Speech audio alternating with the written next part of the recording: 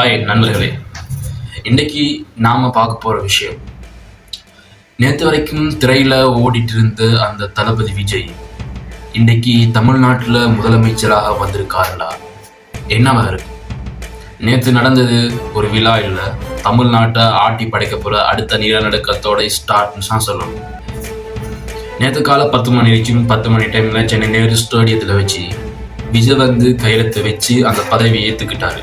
ஆனால் அந்த பதவி ஏற்ற அந்த தருணம், அவர் சொன்ன அந்த ஒத்த வார்த்தை வெறும் வாசகம் இல்லை, தமிழகத்து தலையை மாத்திரத்தை போல ஒரு சம்பவம் அப்படின்னா சொல்லணும்.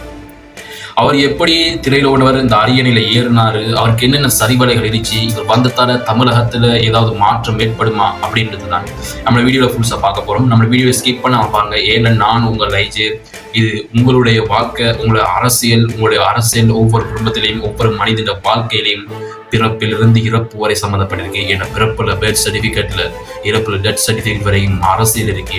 அதோட வீடியோ ஸ்கிப் பண்ண பாருங்க. இதுமா உங்களோட சேனலோட ஃபர்ஸ்ட் வீடியோவா இருந்தா நீங்க முதல்ல எங்க சேனல் சப்ஸ்கிரைப் பண்ணுங்க. அப்பதான் நான் போடக்கூடிய ஒவ்வொரு வீடியோக்களும் உங்களுக்கு உடனுக்குள்ள வந்து சேரும். அப்பதான் செய்திகளையும் தரவுகளையும் சரியாக புனிதமாக தடைக்கு ஏற்ற மாதிரி விலை கொள்ள முடியும். நான் உங்களை வாங்க பார்க்கலாம்.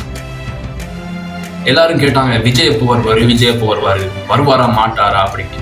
விஜய் வந்து 2024 வந்துட்டார்.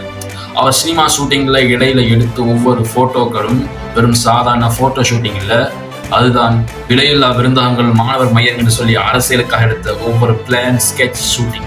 அரசியல் கட்சிகள் ஐடிவிங்ல சண்டை போட்டு இருந்த டைம், இங்கு விஜய் ஒவ்வொரு வீட்லையும் ஒவ்வொரு ஓட்டையும் உறுதி செஞ்சுட்டு இருந்தார்.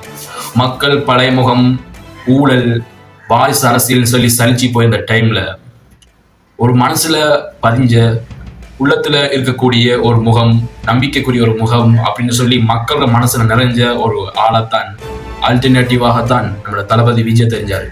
இது ஒன்றும் சினிமா மிரட்டல் இல்லை, நம்மளோட அரசியல் திட்டத்துக்காக போடப்பட்ட ஒரு ஸ்கெட்ச். அந்த பதவியேற்பு மேடையை கவனிச்சிங்களா? என்னது விஜயோட உண்மையான முகம் அங்கதான் தெரிஞ்சிச்சு, அரசியல் முகம் தெரிஞ்சிச்சு. ஏன்னா பிரபல நடிகராக இருந்த அவருக்கு அரசியல்ல எந்த நடிகரும் இல்லை.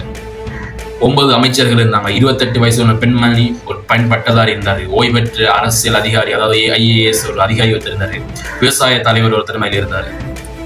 அவர் முதல் ஸ்பீச்ல சொல்லிப்பாரு, இங்க வாரிசுகளுக்கு இடம் இல்லை அப்படின்னு சொல்லி. எதிர்கட்சின்ற முகத்துல ஒரு பதற்றம், ஒரு பயமனு கண்டோம். மக்கள்ல நடுங்குனாங்க. ஏண்டா எதிர்கட்சி யாருமே இருக்கக்கூடாது, எந்த ஒரு கட்சிகளும் வேறு வரை இருக்கல, இங்க நான் மட்டும் தான் அப்படின்ற மாதிரி சொன்னாரு. மக்களோட உடம்புலையும் சரி, வாரிசுகளுக்கு இங்க இடம் இல்லை என்ற அந்த ஒத்த வார்த்தை கூட்டத்தில் ஒரு சரசரப்பை கொண்டு வந்துச்சு. எதிர்கட்சிகள முகங்கள்லாம் நடுங்குச்சு. ஏதோ ஒரு பெரிய ஆபத்து வரப்போத அந்த மேல இருந்துச்சு.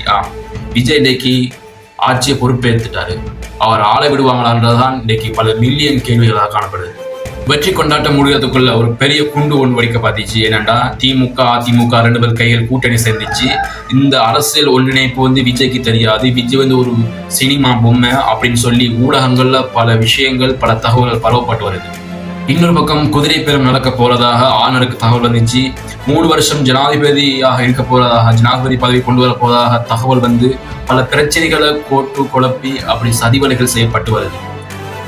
சினிமால பல வில்லன்களை ஒத்தாளா நின்று அடிச்சு துவம்சமாக்கி அந்த சாணக்கியனுக்கு இவர்களை எப்படி சமாளிக்க போறதுதான் இந்த வீடியோல காணொலி. தமிழக மக்கள் விஜய் எதிர்பார்க்கிறது வெறும் கைதட்டலும் விளையாட்டும் இல்ல, தீர்வு. அவங்களுக்கு முக்கியமாக தேவை 3 தான். 1 டாஸ்மாக் மூலப்படணும், 2 அவங்களுக்கு சுகாதாரம் கல்வி கிடைக்கணும், 3வது வேலை வாய்ப்பு கிடைக்கணும். விஜயோட முதல் கையெழுத்து எதில் இருக்க போது, காவிரி நீர் எழுத்துலையும் இருக்கு, நீட் தேர்வுலையும் இருக்கு. அவர் எடுக்க போற அந்த முடிவு தான் அவருக்கு முக்கிய மாஸ் என்றே கொடுக்க போகுது. தோழர்களே, விஜய் வந்து முதலமைச்சர் ஆனது ஒரு சினிமா கிளைமேக்ஸ் இல்லை, இனிமேதான் உண்மையான அரசியல் ஆட்டம் ஆரம்பமாக போகுது. அவருக்கு 2 வழிகள் தான். 1 அவர் சொன்னதை செஞ்சுக்கிட்டு எம்ஜிஆர் மாதிரி மக்கள் இடத்துல இடம் பிடிக்கிறது. 2 அரசியல் அழுத்தங்களுக்கு உட்பட்டு மறைஞ்சி ஒளிஞ்சி வந்தது. ஆனால் நம்முடைய வேலை என்ன? கண்மூடித்தனமாக ஆதரிப்பதும் தவறு, கண்மூடித்தனமாக எதிர்ப்பதும் தவறு.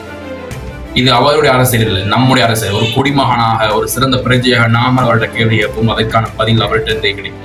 விஜய் வந்து 5 வருஷம் வெற்றிகரமாக ஆட்சியை செய்வாரா என்ற கருத்தை நீங்க கமெண்ட்ல சொல்லுங்க. மறக்காம IJVS சேனலை சப்ஸ்கிரைப் பண்ணுங்க. நான் உங்கள் IJ.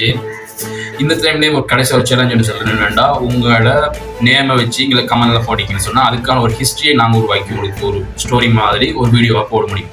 ஏன்னா நான் வந்து 400 சப்ஸ்கிரைபர் வச்சு அந்த 4000 சப்ஸ்கிரைபருக்கும் நான் என்ன தான் செஞ்சேன்டா எதுவுமே இல்லை. அவங்க பேரை கமெண்ட்ல பண்ணிங்கன்னா ஒவ்வொருத்தரோட பேருக்கும் ஒவ்வொரு ஹிஸ்ட்ரி உருவாக்கி நான் சொல்லுவேன். ஏன்னா கிரியேட்டிகேஷன் நம்மளுக்கு கொஞ்சம் கூடவே இருக்கிறதால அந்த ஐடியா. மறக்காம சேனலை சப்ஸ்கிரைப் பண்ணுங்க. ஏன்னா இனிமேல் நான் போட வீடியோ இல்லாமல் உங்களுக்கு உடனே கூட வரணும்டா. மறக்காம அந்த பெல் ஐக்கானை கிளிக் பண்ணிடுங்க. நான் உங்கள் ஐஜே.